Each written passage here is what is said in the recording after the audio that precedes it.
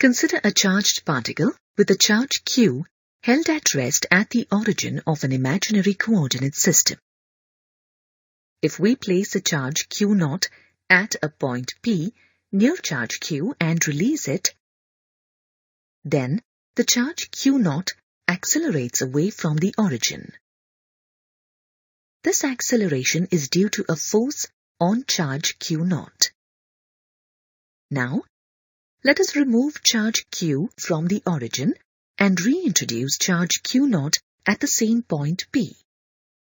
Charge q0 does not accelerate now and remains at rest. This means that the force experienced by q0 is due to charge q. We say that since charge q0 is in the electric field of charge q, it experienced a force. An electric field is a region in which the influence of a charge is felt. Since charge q produces this electric field, this charge is called the source charge. Charge q0 is called a test charge as it is used to study the effect of the electrical field created by charge q. We can use Coulomb's law to calculate the force on q0 due to q. The electrostatic force on q0 due to charge q is F is equal to 1 by 4 pi epsilon naught q q0 by r square into r cap, where r cap is the unit vector along the direction of OP. Let this be equation 1. Now, if q0 is a unit positive charge, that is, q0 is equal to plus 1 coulomb, then the electrostatic force as denoted by equation 1 becomes 1 by 4 pi epsilon naught q by r square into r cap.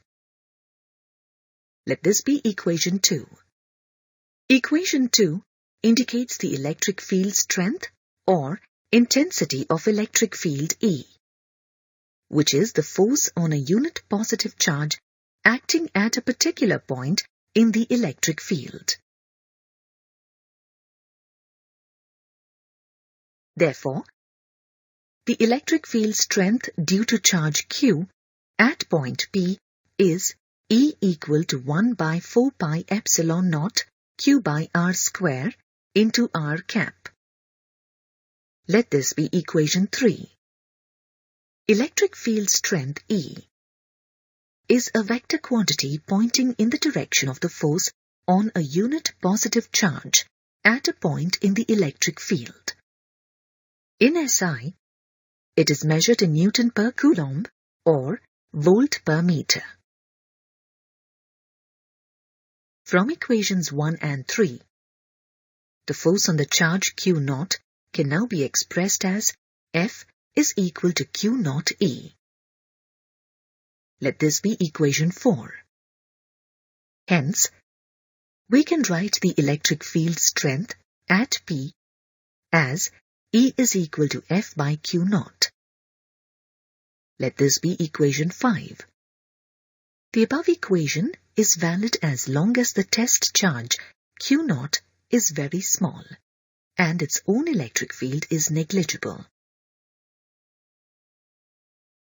Hence, at point P, we write the electric field strength E as F by q0 limit q0 tending to 0. For a given distance r from the source charge q, the value of 1 by 4 pi epsilon naught is always constant, and hence E, as given by equation 3, will also be constant. Hence, the electric field strength E at any distance r from the source charge q is independent of the test charge q0. It varies with r cap and is inversely proportional to r square. The electric field at any point in the electric field is finite and is 0 only when distance r is equal to infinity. In the electric field of a positively charged particle, the electric field strength vector E at any point in the field always points away from the charged particle in a radially outward direction.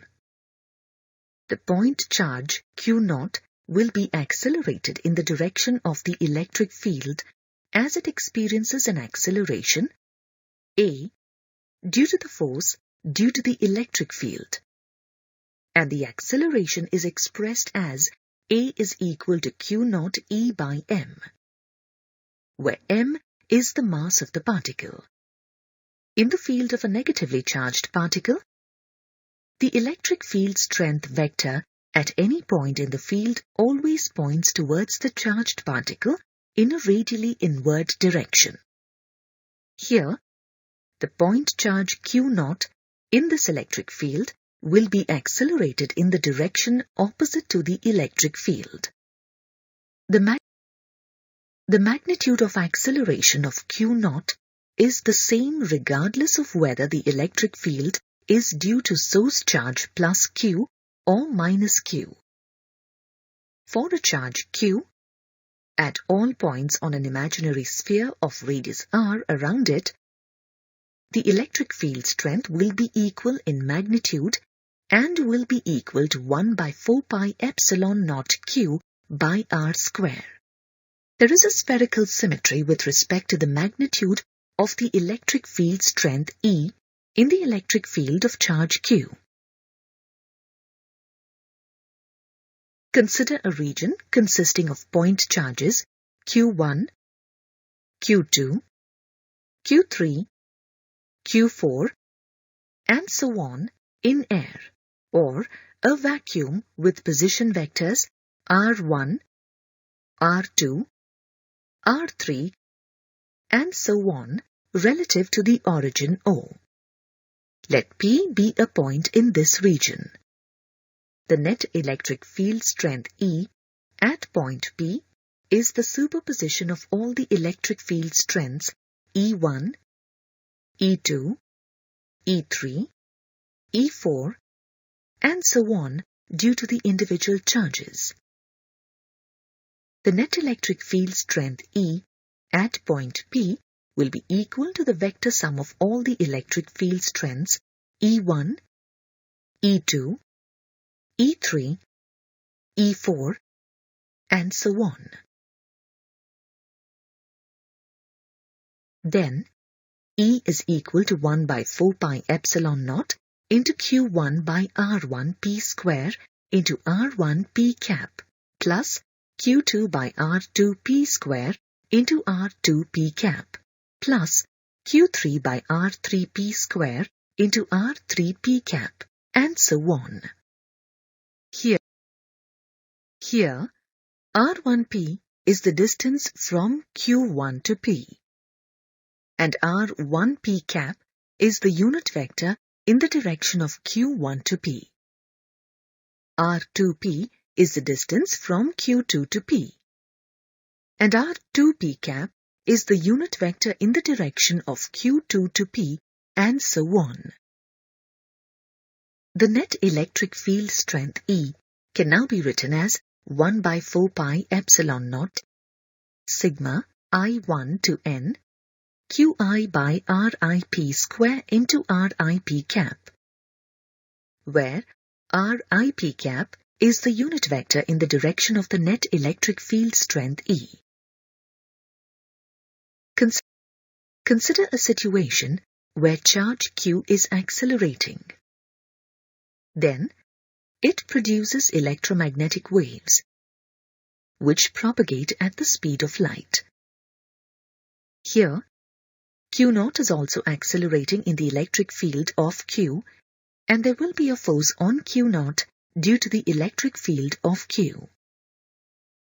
This force on Q0 due to Q is actually caused by the electromagnetic waves generated by the accelerating charge Q, and which travel from Q to Q0 at the speed of light. Thus, An accelerating charged particle is a source of electromagnetic waves. For example, electric current applied to a solenoid creates an electromagnetic field around it.